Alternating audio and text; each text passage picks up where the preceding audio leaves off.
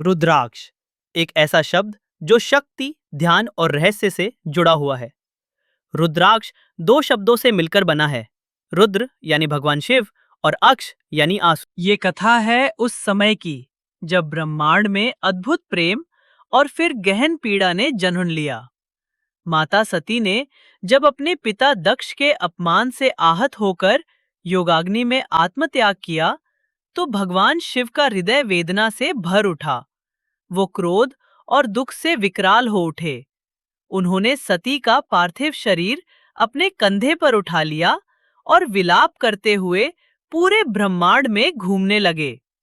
सृष्टि थम सी गई थी। देव, ऋषि, गंधर्व सभी भयभीत थे।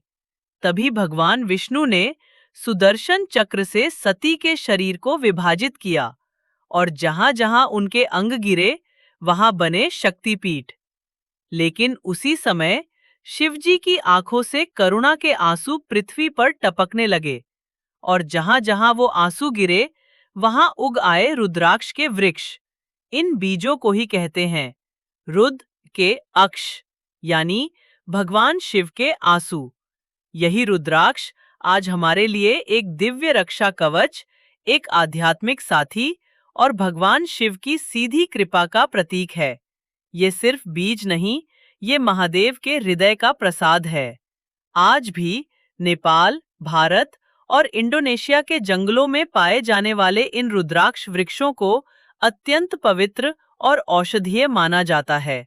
और यही कारण है कि सदियों से ऋषि मुनि, योगी और साधक ध्यान, जप और आत्मिक उन्नति के लिए रुद्राक्ष का उपयोग करते आ रहे हैं।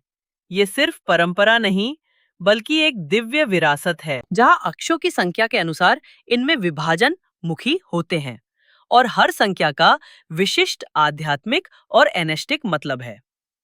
एक मुखी, एकामुखी, भगवान शिव को समर्पित। इससे मोक्ष की प्राप्ति, उच्च ध्यान और आत्मा का उदय संभव होता है। दो मुखी, शिव शक्ति का एकत्व, भावनात्मक संतुलन, वैवाहिक जीवन में स्थिरता लाता है। तीन मुखी, त्रिदेव, ब्रह्मा विष्णु महेश का प्रतीक, आक्रोश कम करने और स्पष्ट सोच हेतु लाभदायी। चार मुखी, बुद्ध, वाणी, बुद्धि के देवता ब्रह्मा से जुड़ा, वक्ता और विद्यार्थियों हेतु महत्वपूर्ण। पांच मुखी, सबसे सामान्य और उपयुक्त, पंच तत्वों का प्रतिनिधित्व करता है, शांतिदायक, स्वास्थ्यवर्धक और मन की शांति देता है। छह मुखी, कार्तिकेय के उपासक इसे महत्वपूर्ण मानते हैं, मनोबल और आत्मविश्वास बढ़ाता है। सात मुखी, लक्ष्मी स्वरूपा, धन समृद्धि और सौभाग्य दिलाता है। आठ मुखी, गणेश जी द्वारा प्रतिष्ठित, मार्ग में आने वाले बाधाओं को दूर करता है। नौ मुखी, दुर्गा का स्वरूप, शक्ति, साहस और डर मुक्ति प्रदान करता है। 10 मुखी, विष्णु से संबद्ध, नकारात्मक ग्रहों से रक्षा करता है, न्यायिक मामलों में सहायता करता है। इसके पीछे भी 11 से 21 मुखी तक दुर्लभ और अद्भुत रत्न होते हैं। 11 मुखी, शिव के रुद्रस का प्रतीक, समृद्धि देता है। 12 मुखी, सूर्य से जुड़े, प्रतिष्ठा और आत्मविश्वास बढ़ाते हैं। 13 मुखी, कामदेव से संबद्ध, आकर्षण क्षमता बढ़ती है। 14 मुखी, हनुमान बाई शिव स्वरूप, साहस और मोक्ष रास्ते खोलता है। 15-21 मुखी, ये अत्यंत दुर्लभ बीड्स इंद्रमाला में सम्मिलित होती हैं, उच्च आध्यात्मिक शक्ति, धन वैभव और ग्रह समायोजन लाती हैं। सारांश में, मुखियों की संख्या के अनुसार रुद्राक्ष के प्रत्येक प्रकार का लक्ष्य, ग्रहों से संबंध और लाभ स्पष्ट होता है। आपकी आवश्यकताओं, चाहे स्थिरता हो, बुद्धि ही हो या आध्यात्मिक उन्नति, उसके अनुसार उपयुक्त रुद्राक्ष का चुनाव किया जा सकता है। ध्यान रखें कि चिकित्सकीय व महाग्रह पीड़ा के लिए विशेषज्ञ सलाह भी जरूरी होती है। रुद्राक्ष एक दिव्य और शक्तिशाली माला है, जिसे पहनने के लिए कुछ विशेष नियमों का पालन करना जरूरी होता है। सबसे पहले, रुद्राक्ष को सोमवार या किसी शुभ मुहूर्त में गंगा जल या कच्चे दूध से शुद्ध करके शिव मंत्र ओम नमः शिवाय या ओम रुद्राय नमः का जाप करते हुए धारण करना चाहिए।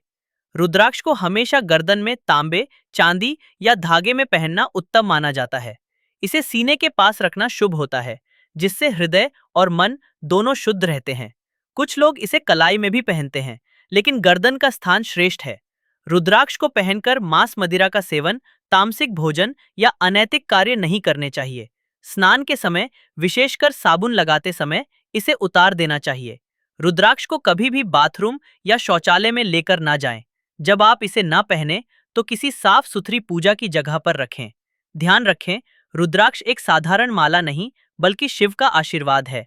श्रद्धा और नियम से पहनने पर यह आपके जीवन में चमत्कारी परिवर्तन ला सकता है। तो दोस्तों, ये था रुद्राक्ष का रहस्य। अगर आप भी इसे धारण करना चाहते हैं तो सही जानकारी और श्रद्धा बहुत जरूरी है।